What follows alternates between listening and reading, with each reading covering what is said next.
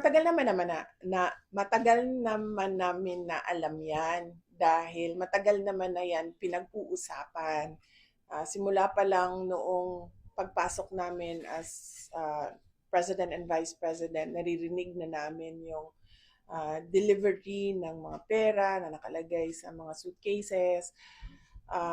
Pero ngayon lang siya lumabas in public dahil merong witness na nagsabi na siya mismo ang nagdadala nung mga suitcases na yon.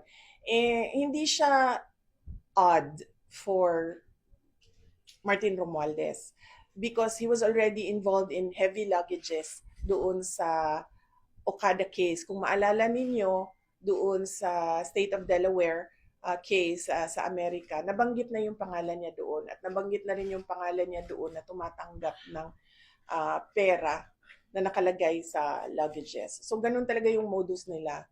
You weren't surprised? Hindi na ako nagulat, ma'am. Kasi nababalita naman na yan noon. Hindi lang natin napag-usapan in public kasi walang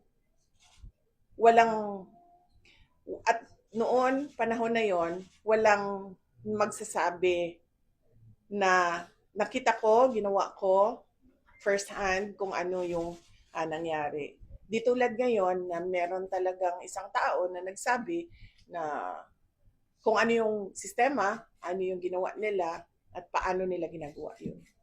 Hindi lang sa flood control, ma'am, pati sa sa illegal gambling. Tumatanggap sila. So, si Martin Romualdez. So, hindi lang siya sa flood control. Baka kasi yung tao na nagtrabaho ng basura, flood control yung pera na tinatransport nila. Pero marami pang iba pang mga sources ng corruption na dinideliver